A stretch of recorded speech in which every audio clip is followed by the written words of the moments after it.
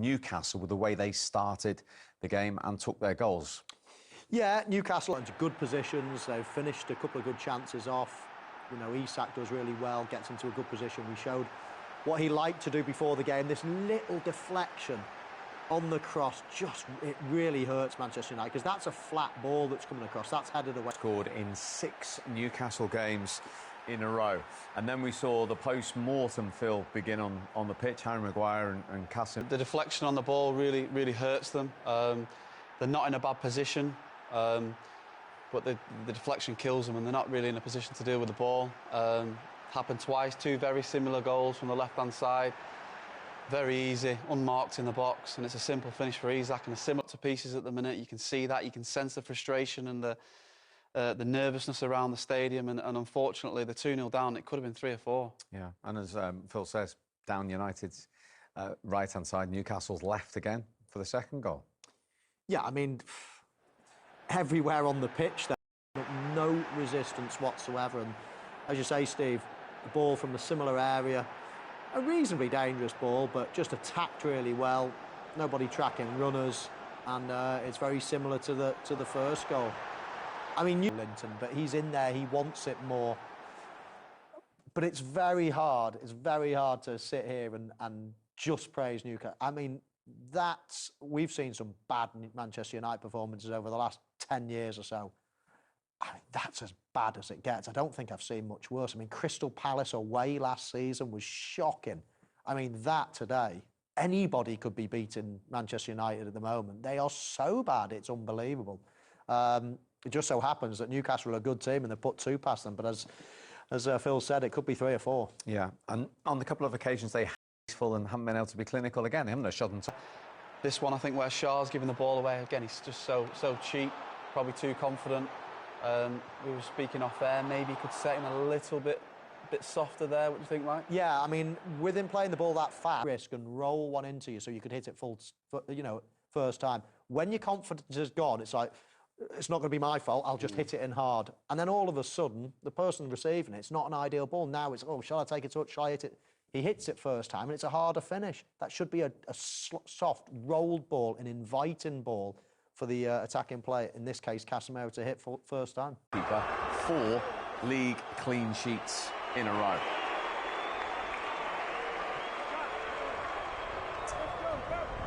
There we go then. Newcastle into the top 5, just 3 points off Chelsea, who've lost tonight, and above the champions, Manchester City. Manchester United, 7 above relegation in the bottom half of the table. Newcastle, first of all, Michael, look at what it means to those Geordies. You've played in front of them. They're on a roll at the moment. Yeah, very well played. They battered Manchester United in the first half and got a well-deserved lead. A little bit more even in the second half. Manchester United played a lot better in the second half, but no question about it. Newcastle deserved that win. It doesn't matter what type of form Manchester United are in. To go to Old Trafford and win is a big result. You know, not many teams have done it over the years. People are making hay at the moment because it's a little bit easier than normal, but still a big result. And this team are on good form at the moment, getting a lot of players back fit. Quite a settled first team, not conceding any goals at all. So, yeah, well-deserved victory. Yeah, and you can see the real togetherness about Newcastle United. In stark contrast, we said before the game... Alex, your performance, especially in that first half, was devastating. What was the key to that victory tonight? I think we got off to a good start. Intensity, we pressed them high. Regains, counter-attacks, I think we've done it really well. And got 2 goals, so obviously a comfortable start. And then it was about closing, going backwards. So I think the performance today was really good, offensively and defensively. How did you hurt Manchester United so effectively? I think we have good quality when we win the ball to counter. But it starts off with the press and pressing as a team with intensity. And when we win the ball, we want to go straight forward. And yeah, today we scored 2 beautiful goals, so it was a good feeling. Yeah, for your goal in particular, you were unmarked 6 yards out. I bet you couldn't believe it, could you? Yeah, the ball took a bit of a deflection, so No, I mean, my job is to be in the box when the ball is there, so I was there, and another goal. 6 games in a row now you've scored in the Premier League, obviously a hat-trick within that as well. Are you feeling as good as you felt on that pitch for Newcastle? I don't know. All I know is I feel good. I think we're playing really good at the moment, and I'm feeling confident as well. So obviously you enjoy playing like we do now, and it's beneficial for me as well. Yeah, he's on some run. He must feel like every time he plays, he's going to score at the moment. Yeah, that's the lovely feeling you get when you're a centre forward. We looked at him before the game, didn't we? We looked at the array of goals that he scores. It can be with anything, you know, his head, his left foot, his right foot. He's a good finisher, good in the air. Another header today. He's top class in every way. I love he's just classy. As we've said, 5 consecutive wins in all competitions, and in the Premier League 4 in a row without conceding a goal. A happy Eddie Howe then. Eddie, quite often in seasons, clubs get chances to make a statement victories. Was that a big statement from your team here tonight? I don't know about a statement. I think for us, we knew that we needed to try and keep the momentum that we built in recent weeks. We've had a really good look about us, very confident-looking team, and today I'm just really pleased we're able to do that at a ground that hasn't been kind to Newcastle over the years. So I think it's a big win in that sense, psychologically. Always tough to play here. I thought we played really well in that first half. What does it tell us about your team that you were able to impose yourself so convincingly on the Old Trafford pitch against this Manchester United team, particularly in that first 20 minutes when you go 2-up? Yeah, and I think that's the most pleasing thing. I think regardless of where we play, we have to try and be the same team. We have to stick to the same principles. Players were very good technically in that early stage of the game. I thought we dominated, created chances, had a really good look about us. I think at 2-0 the game changes, but really pleased with that opening spell. Alexander Isak gets you off to the perfect start. You clearly know how good he is. He'd had a difficult start to the season. Is he right at his very best now, in your estimation? I think he's getting there. I think his goal was, again, really pleasing. He's where he needs to be in the middle of the 6-yard box. It was a great move, a really good cross from Lewis Hall. Really pleased to see him where it matters most and affecting games in the way that only he can.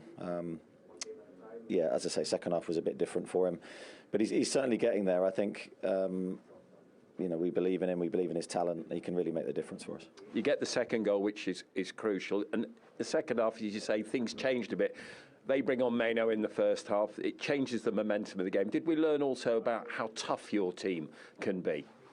Well, hopefully. I think we're moving in the right direction defensively. It hasn't always been easy for us this season. We've had chopping and changing early season, but we look to have a solid, settled backline, and I think that's made a big difference. We're going to have to shuffle that now with Fabian suspension, so that's going to be a blow for us, but hopefully we can adjust and still find a way to defend well. 5 straight victories in all competitions. What is the direction of travel in your mind other than just upwards? Well, the direction of travel is very much to Tottenham now, and we're going through a spell of really difficult away games, Tottenham and then Arsenal, 2 massive games, but we're trying to enjoy them and approach them like we have this one. I know you were asked earlier in the week about, is this side better than the team that you took to the Champions League 2 years ago? How would you assess it now, given we're at the halfway point? I think time will tell. I never like to make bold or rash predictions because we have to prove everything. Certainly there's the talent in the squad to be better than that side, but we have to get the points that matches that team.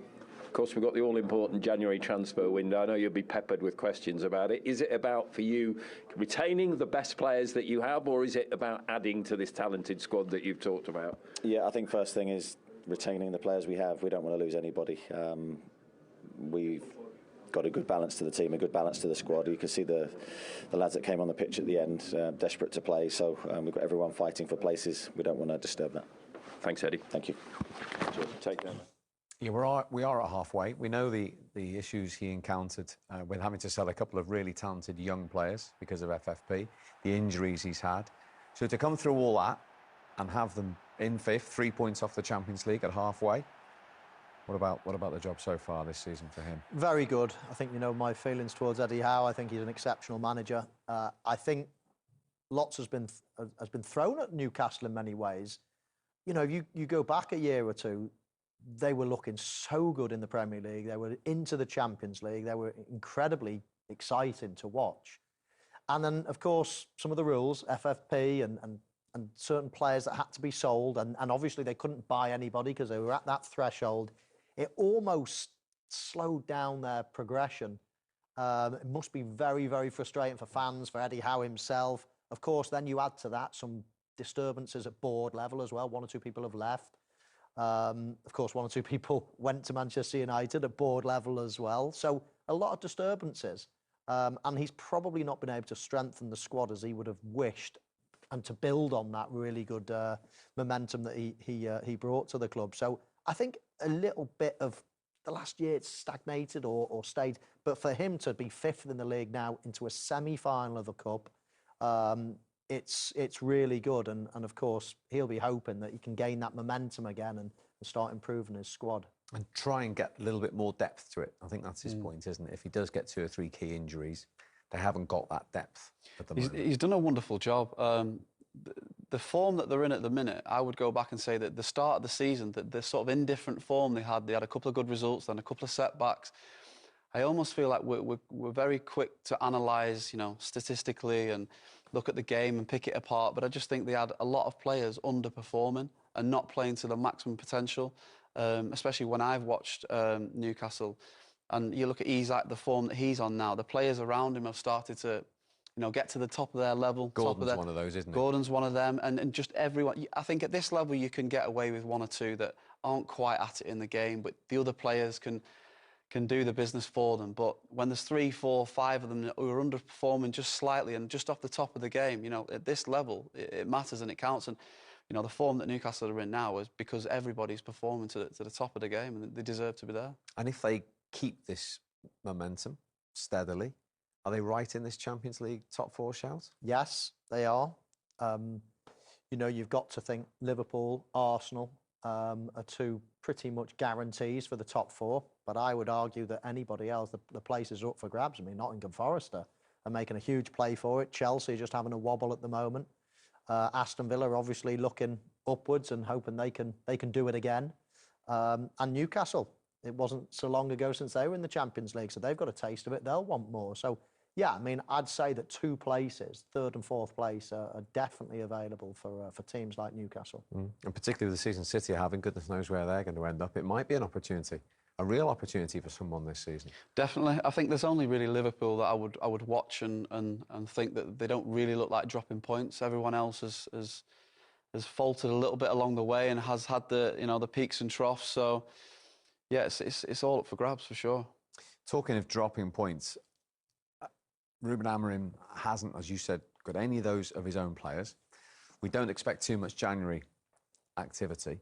So he's got 5 months here trying to put his blueprint on a squad that aren't his players, that are losing 5 of his first 8 games in charge. How's this conundrum going to get solved? I know, it's going to be a long-term thing. I mean, who have they got next? Liverpool away. Yeah, and then Arsenal, is it, in the Cup? In the Cup. Doesn't get any easier. What I think needs to happen is he needs to get time on the training ground. This is still quite new. We spoke before the game. Phil spoke about the difference between back 4s and back 3s now. It can be a real big shift, real big change for players. I think time on the training ground is key. I mean, he mentioned it before the game as well. He hasn't had much time on the training ground. They're learning on the job. They're learning in the full glare of the media, the full glare of millions of people around the world. It's not easy. And then when you do it in front of people and you get beat, and you get beat badly, then all of a sudden it knocks your confidence as well. And you just want to lock yourself away, learn your new roles, have a bit of time on the training ground, gain some confidence, and then come and put it out into practice. But at the moment, as I say, they're washing their dirty linen in public, and it's not an easy thing to do. And here's another episode of it, because here's the losing manager, the Manchester United boss, Ruben Amorim. Ruben, how was it to get points tonight, and where did it go wrong exactly? I think we start the game like some games that we had. We suffer a goal, and then in this moment it's really hard to come back. We try it, but without the quality. They don't have the base of the way we play to cope with really difficult moments, and then they are a better team. They control the game. We had some chances to change the momentum. But like I said, everything they did was like a team. For us, was more the moments of the players, and they are trying, but they are. Second half, it's been better. Second half, it's been better compared to the first half. Is that because you brought Maino, or did you change? And did you think during the match that you could have changed something, would have changed the result? No, so if I think that I could do something to change the result, I will do it. I try it. But like I said, it was more from the players, the belief that they had, less my job of changing something, because in this moment, we don't have training to do, we don't have the base. When you are in the difficult moment, you need that base to cope with every moment. So they were better than us, plain and simple. Yeah.